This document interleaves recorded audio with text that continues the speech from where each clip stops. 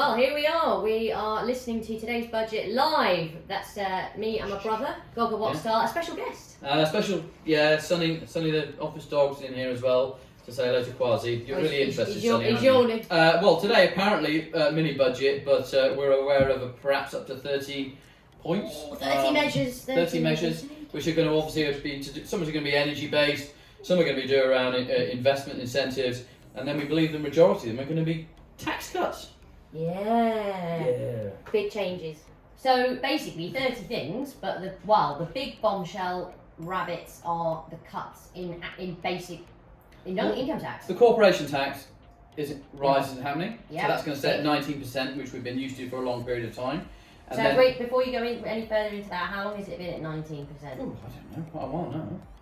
A fair old while. Right. Okay. So that's staying at 19%. Yep. Some other small points: annual investment allowance. I mean, that's for companies that's historically changed from 200,000 to 250,000 to $1 million. It's been kept at $1 million, so that's good. Lots of talk about these incentives for investment zones. No buildings. Does that really make a bit difference to business? Do you find business come to you? Would they say, "Oh, I get relief, I get lower rates, I get I pay less dash insurance"? Does that change incentive for a business? In terms of where it might be, I don't know. Take somewhere like Oxford, it's very difficult because Oxford's such a small place. People might want to be in the centre of town for the train station or this type of thing, or to be near to the universities or the other academic establishments. But they'll quite happily go off to Langford Lane probably, where there's a new R&D site. I mean, perhaps that's a very good example of where all these breaks might be, which is only 5 miles out of Oxford, which is near Killington train station. So that'd be an interesting site to see. Will that attract all of those reliefs, and will companies go there? Obviously, there are other companies that are where they are. They'll be thinking, well, we're not going to get any breaks. True. Yeah, but then that's an interesting question. Do they effectively either shut up shop there and move, or do they expand? Do they say, I don't know if that is the marginal impact on a business's decision really down the road. Well, it might also depend on what these offices are going to have, because obviously again in the biotech and tech space these days they want lots of lab space, so they want the office and they want the lab at the same time, so they want it all in there. And, but then this is if he's got if you can write off the investment in the lab or what the plant and equipment, then that's what plant and equipment is, isn't it? Yeah, but again, remember some of these tech and biotech companies, R&D companies, might have large investment from the university, or might end up having PE or kind of investment later on anyway. So is a I don't know what the figures were. Is a 50 grand rates? Is it really big difference if they've got £3 million worth of funding? So it's a small business. Smaller business. Yeah, if these parts can attract smaller businesses to go out there, then it's a balance between a number of things. So that one might not have a massive, big aggregate level impact, but it might help smaller businesses. Okay, and then we've got, what else did we have? We've got IR35 getting rid of what happened. Yeah, they talked about the reforms, but the reforms in 17 and 21 were just on the who the onus was on to decide if the contractor was an employee or not. Historically, it always used to be the contractor, then it was the public companies had to decide, then it was the private companies had to decide. If it's simply a case of now the contractor has to decide again, I'm not sure if anything particularly changed, because they'll be too worried to put themselves on the line and say, I'm a contractor, I'm not an employee. But is that what they did before? Well, no, the issue before is that there's now a precedent been set because the company was doing the assessment. I see what you mean. You can't go back to where you were. No. Because you just had a period of going in the other direction. Yeah. So it clouds the issue. Yeah, so what's the new thing? Well, hopefully, instead of because there was a lot of argy-bargy over this, you've done lots of work on this. Lots of people have shut down their personal services company and have gone back to paid employment. Yeah. And we've seen a decline in that kind of client because people aren't running them anymore. Yeah, but now, if they're giving you certainty, that those people could go back to... Yeah, I guess so, yeah. If they want to. Yeah, they could. Maybe is it better for them? Well, I mean, there's a number of questions to look at, but, people...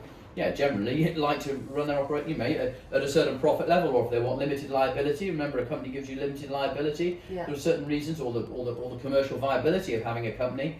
The perception of having a company over being a sole trader, or what it might be, or people just don't want to be an employee for whatever reason. It perhaps will open the window again for more opportunity. Right, well that's obviously what he's going for. A bit more individual responsibility. Up to the individual. If you want to run your own company, you're not forced into the employment route. Yeah, what you're doing, your job's the same, but it's the way you feel about your job. This all extended historically back to people who people used to think, oh well, I contract for one company and I have done for such a period of time. Yeah. Oh, and that's where people used to worry. But the actual decisions about whether you're a contractor or not come down to use of own tools, risk and rewards of profit. They're actually completely different things to what people think they are in terms of determining whether you are an employee or a contractor. What really put this in the public eye was when people from the BBC started suddenly sprouting up with limited companies, but doing the same job. On Friday they were employed by the BBC, and on Monday they were doing the same job through their own limited company. That's really what sort of started the wheel turning with this. So now with removing 2017, 2021, what happens to those people? I don't. Without seeing what this detail might. I just think people might feel a bit more comfortable legally that they're not doing anything wrong. But we don't know. Oh, I see. By moving around who the onus is on. I don't know. I'm not sure. It's a All really. right, so that's not as straighthtforward as it might. It's not. sound. No, there's we'll see nothing. how it plays out. We'll see how it plays out. Right. And then obviously, sorry, a bit of time on that. But then the next thing, obviously, was I don't know, was probably the this income tax. Right, and that's all that anyone's going to be talking about. That's all anyone, which is now 19%, so it's nice and easy. You used to remember a nice round rate called 20%, which was corporation tax and income tax. Well, that nice round number is now 19%. Accountant. So they just need to make VAT 19% now, and then the job's done. What? Because it just adds. Well, just so everybody gets used to what the rate, the general 19%? rate of tax is. Oh, I see what you mean. CT 20%, income tax basic rate 20%, VAT 20%. Ah, right. But, But now we're going to 19 corporation. We're going tax. to 1919 and still obviously 20 on the VAT. Well, that might change. But they might change that just so we can all be used to it. But that is a historic one. The 19% in income taxes. And as you said, I think 31 million people. I mean, that's basically almost all workers, presumably, pretty much. I've lost where have we talked about the 45%? No, we're going to finish on the 45 because that will be the one that's a huge political row. Yes. Yeah, that is. When people talk about the 1%. I mean, that literally is the 1%. I think of the elites, it might be a bit less than that of actual income tax payers. Because people that work who are employed on high salaries over 150,000 up to 200,000, we get a lot. You see a lot of academics, and they're always talking to us about: do I put more in my pension scheme? Can I get more added day service to my pension scheme? How can I do this? How can I avoid and mitigate this situation? And they were sort of a bit stuck on it, really. So that does affect them. Because no. I mean, they get more. They're going to get more in the pay packet, aren't they? Because that higher rate tax drops. But for the vast majority of people, including the owner-managed business, if you're running your own limited company and remunerating yourself from it, you never really wanted to have more than £100,000 worth of income anyway, because there's this sort of awful marginal tax bracket of 60-odd%, where between 100 and 125,000, for every £2 over 100,000, you lose £1 of your personal allowance. So he hasn't said anything about that. So if that still exists, most people who are owner-manager businesses remunerating themselves from their own limited company, they're never going to get to that 150,000 bracket anyway. Right. So it's only going to really affect potentially a small amount of very high employed earners. Now, what Helen's saying is, politically, that then looks like all of a sudden the wealthy elite are being rewarded. Yes, exactly. Which obviously Labour will tag on to and will provide a big political thing. I think, let's see what happens with the personal allowance. I've got a funny feeling nothing will happen with the personal allowance. But then that is really odd. Yeah. Because you've effectively said anyone earning between 100 and 125 are not benefiting. Everyone else is benefiting from this cut, aren't they? I suppose they will benefit up to the person earning another person earning 175,000 still has that marginal tax bracket of 60,000 on the personal allowance, but then that extra 25,000 over 150 to 175, they're suddenly going to get a 5% reduction. Yeah, but also they're going to get a reduction in the amount up to where they pay basic rate. Where does the 20% rate apply, which is now? Well, I mean that's 50. It's around 50, isn't it? So. Yeah, well, they'll get that benefit.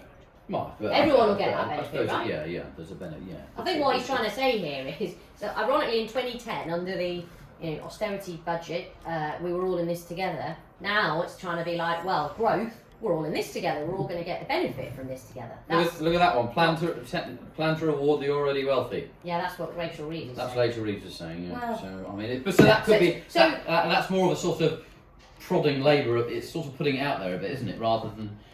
Well, I think the point here is he's done things, as you said. Rishi Sunak said it was impossible. You might have said it was politically impossible to do this kind of thing. I think they've decided, look, we're a new government. We've got a 71-seat majority. And Liz Truss vanquished her opponent, and she knows who all her enemies are because they all came out for her opponent. So she's in quite a strong position in that sense. And they've decided to just go for it for what they think is right. in terms of growing the economy, which is basically if you can give everybody more money and everybody goes out to spend, then I mean, look, Bicester Village is up the road here. You know, what's that you got rid of VAT on? So I mean, we have foreign travellers. obviously a lot of overseas people will come to London, and before they've even got to Warwick and since Shakespeare and all the rest of it, they're on a bus to Bicester Village, exactly. and they're buying the merchandise there. But then they obviously have to then get a VAT reclaim. Which they then go back into. I think they go into a specific area and get the VAT reclaim. He said it was paper based. And then they go back to the shop and spend the VAT reclaim. Yeah. So I guess somehow it'll cut down the bureaucracy of that, and I think that might have been something you have to do at the airport as well. But I'm not entirely sure. So effectively, if you're an overseas shopper who loves Bicester Village, you've got even more reason to go there now. To go there and not go and also because sterling is weaker, so your foreign currency will buy you more. So the national insurance, they call it a tax. I was saying it's not a tax, but they call it a tax. But we knew that anyway. That was going to get scrapped, which is from November 6th, which is good anyway. But sorry, I think your wrap up, Helen, really is what you just said. Is tax cuts. Everybody loves them all round. Great for small companies. Great for individuals.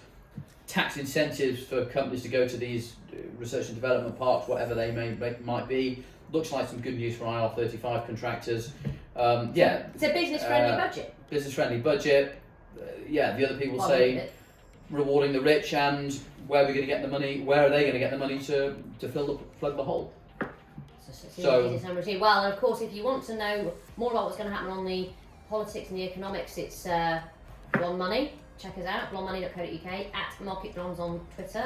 And if you want to know how it's going to affect your tax and your business financing and corporation tax, it's Simon Thomas at Ridgefield Consulting. So please find us online.